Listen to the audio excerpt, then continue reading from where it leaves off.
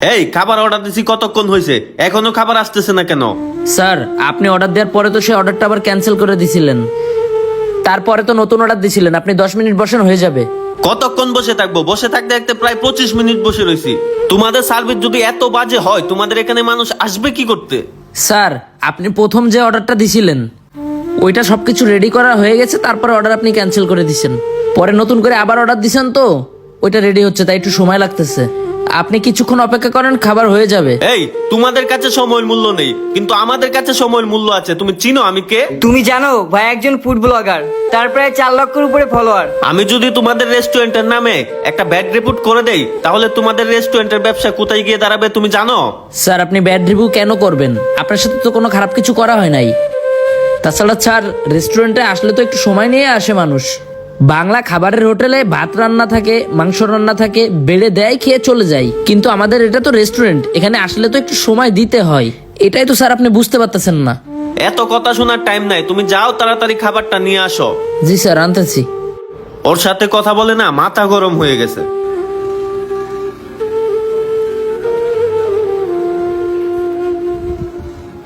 Sir পানি। এই খাবার কই? এখানে কি আমি পানি খাইতে এসেছি শুধু? আনতেছি তো স্যার। শুন, এইসব রেস্টুরেন্টের নামেই না ব্যাড রিপোর্ট করতে হয়, বুঝছস? তাইলে অনেক ভিউ হবে। ভাই একটা কাজ কর, তুই একটা রিভিউ দিয়েই দে, অনেক ভিউ হবে না।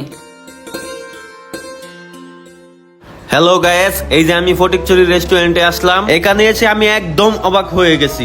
ওদের সার্ভিস এত বাজে যা বলার বাহিরে। আমি খাবার অর্ডার দিয়ে বসে আছি, এখনো খাবার আসতেছে না। আর ওদের খাবারের মান অনেক বাজে। আমার যারা ফলোয়ার আছেন তারা কেউ এই ফটিকছড়ি রেস্টুরেন্টে আসবেন না। এই নে, তুই কিছু কথা বল।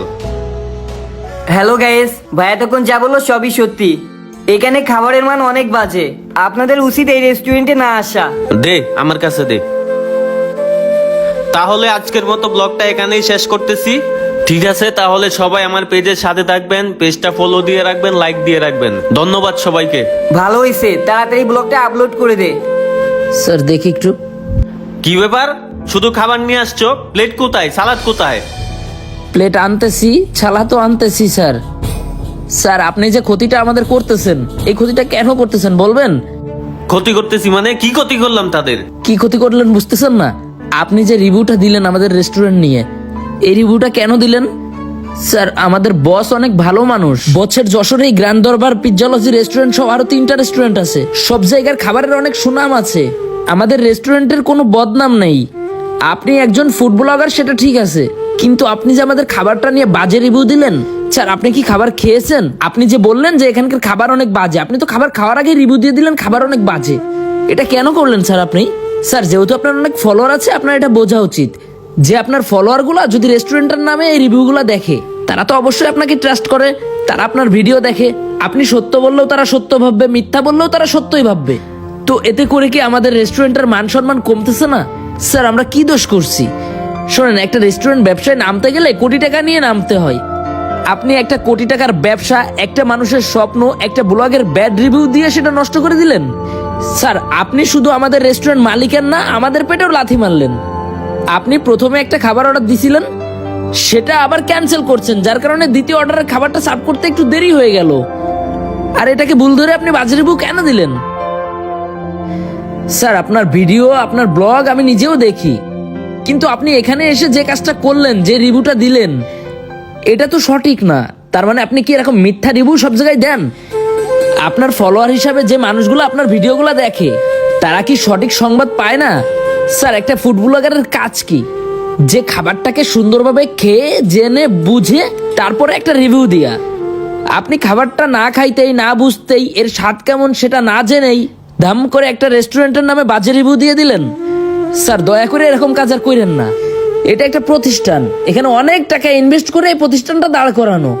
আপনার যদি কোনো কিছু খারাপ লাগে সেটা আমাদের বলতে পারেন, আমরা সেটা নেক্সটে শুধরে নেওয়ার চেষ্টা করব। কিন্তু আপনি এরকম হুটহাট করে বাজে রিভিউ করে সমস্ত ব্যবসা প্রতিষ্ঠানগুলোকে ধ্বংস করে দিবেন না।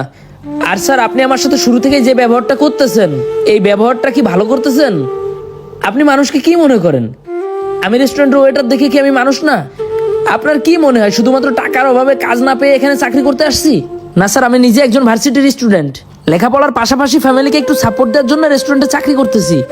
এখন আপনারা যদি এভাবে বাজে ব্যবহার করেন তাহলে আমরা পার্ট টাইম জব করার নাম ভুলেই যাব। তখন অভাবে থাকলে হয়তো এরকম পার্ট টাইম জব করব না, তখন এরকম প্রতিষ্ঠানে এসে অশিক্ষিত লোক চাকরি নিবে। এমন হতে পারে তখন উল্টো আপনাদের সাথেই তারা খারাপ ব্যবহার করবে। তাই কোনো প্রতিষ্ঠানের কর্মচারীর সাথে এমন ব্যবহার করেন না, আর দয়া করে এরকম মিথ্যা বলাকেও প্রচার করেন না। অনেক নীতিহীন সাংবাদিক আছেন এবং অসাধু ব্লগার আছেন যারা যে কোনো প্রতিষ্ঠানের নামে জেনে না বুঝেই একটা বাজে রিভিউ বা বাজে ভিডিও বানিয়ে ফেলে। আমি সেই সব ব্যবসায়ীদের পক্ষে কথা বলতেছি না যারা কাস্টমারের সাথে খারাপ ব্যবহার করে, কাস্টমারদেরকে অসম্মান করে। স্যার কিছু লাগলে জানান। আমি সেই সব ব্যবসায়ীদের পক্ষে কথা বলতেছি যারা অনেক টাকা ইনভেস্ট করে একের অধিক মানুষের কর্মসংস্থানের ব্যবস্থা করে। একটা ব্যবসা প্রতিষ্ঠান স্টার্ট করতে অনেক টাকা খরচ হয়, আর সেই ব্যবসাকে নিয়ে যদি কেউ ভুলভাল নিউজ করে বা ভুলভাল বাজে রিভিউ করে, ভেবে দেখেন তো সেই ব্যবসার অবস্থানটা কোথায় যায়। তাই কোনো সাংবাদিক বা কোনো ব্লগার দয়া করে এমন কোনো রিপোর্ট করবেন না, এমন কোনো ব্লগ করবেন না যেটাতে মানুষের স্বপ্ন ভেঙে যায়, রুটি রুজি বন্ধ হয়ে যায়।